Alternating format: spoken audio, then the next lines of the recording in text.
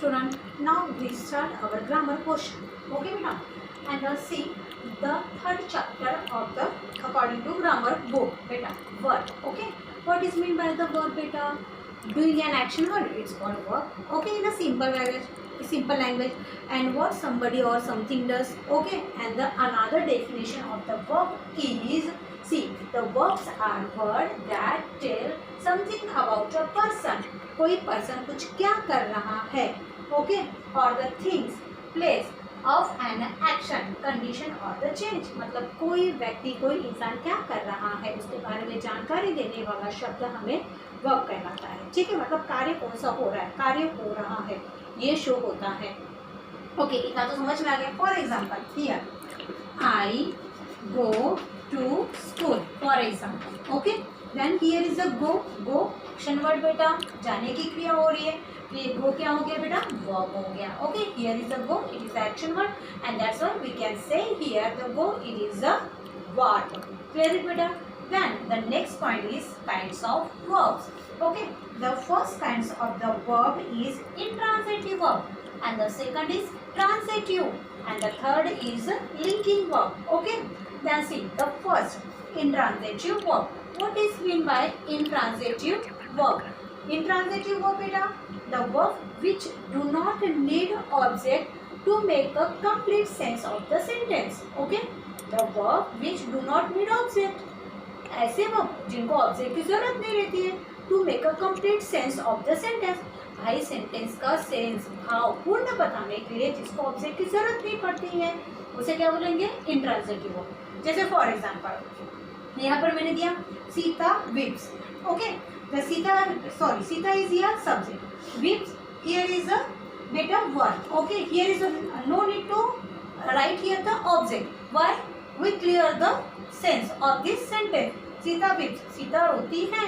भाई आगे कोई ऑब्जेक्ट की हमको जरूरत नहीं है, तो ये काहे का एग्जांपल हो गया, इंट्रांजिटिव वर्ब का. क्लियर हो गया बेटा, इंट्रांजिटिव वर्ब.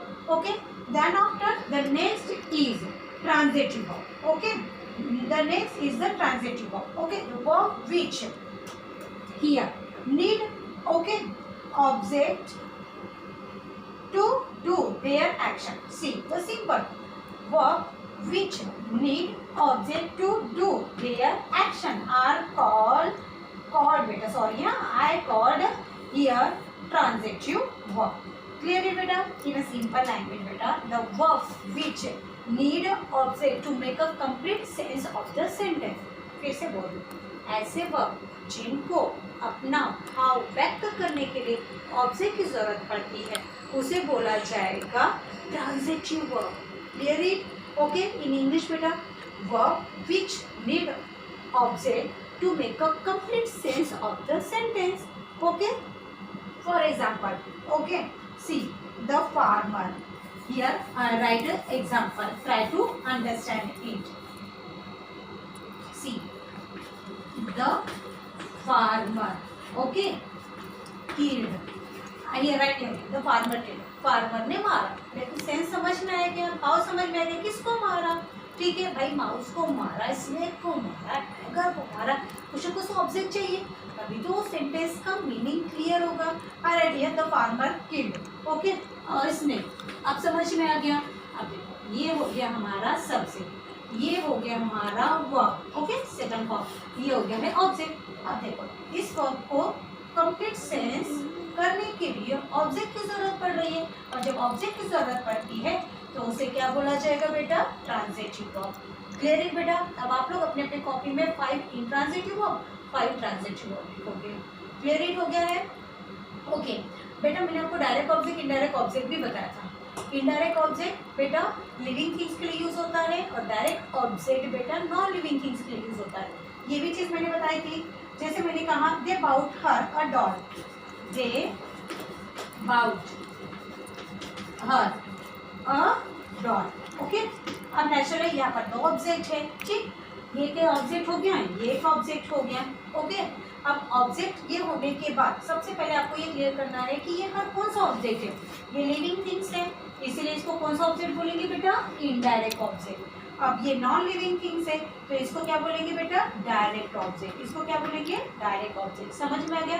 तो बेटा ऐसा नहीं है, सेंटेंस में आपके एक के बाद दो भी ऑब्जेक्ट आ सकते हैं।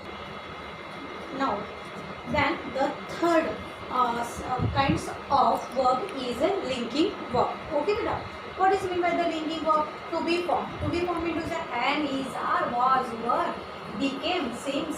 Okay, these are the to be formed, and then after the became, seems, etc. These are all the linking verb. Okay, and how we define the linking verb? Linking verb को हम कैसे define करें? इसको संयोजक क्रियाएं भी बोलते हैं। इसे क्या बोलते हैं हिंदी में, संयोजक। संयोजक मतलब जो कनेक्ट करती है, ठीक है, जो कनेक्ट करती है ऐसी क्रियाओं को संयोजक क्रियाएं या फिर लिंकिंग वर्ब बोलते हैं। See the definition of the linking verb. See here it connect the subject to the predicate. Okay, connect subject to the predicate में टू से यस, ये हो गया है सब्जेक्ट और ये हो गया है बेटा प्रेडिकेट। ओके, सब्जेक्ट किसको कनेक्ट करेगा, प्रेडिकेट को कनेक्ट करेगा। First point is the clear बेटा। See he is a comedian, here the he is a subject and the predicate is the comedian. Okay, and the first point is that the subject connect to predicate, and the next point is that it describes the state. State mean to say अवस्था, state mean to say अवस्था। Okay, ये क्या करेगी, अवस्था को define करेगी। अवस्था मतलब समझ में आ गया। जैसे फॉर एग्जाम्पल मैंने एक एक्शन वर्ड बोला था, एक्शन वर्ड का मतलब होता है फिजिकल एक्शन होती है बेटा, तो उसको एक्शन वर्ड बोलेंगे। लेकिन ये क्या होगी, ये केवल आपको स्टेट बताएगी, अवस्था बताएगी। ठीक है, जैसे मैंने कहा I am happy, I am happy, ये क्या है, ये अवस्था बता रही है। ठीक है, ये क्या बता रही है बेटा, अवस्था बता रही है भाई मैं खुश हूँ। ठीक है, अब जैसे for example he became happy, ये भी हो सकता है ही becomes happy। ठीक है, ये भी हमको अवस्था बता रही है। I remained silent। Okay, I remained silent। बेटा इसमें कोई एक्शन वर्ड आपको दिख रहा है क्या, इसमें कोई एक्शन वर्ड नहीं, ये आपको स्टेट बता रही है। ठीक है, और इसीलिए इसे क्या बोलेंगे, linking verb. The first point is that it connect the subject to the predicate, and the next point is that it shows only the state. Clear it? And that's why it is called the linking verb. And the sums are of the regular and the irregular, finite and the infinite verb are also there. Okay, but I think so we shall stop here. Okay, bye.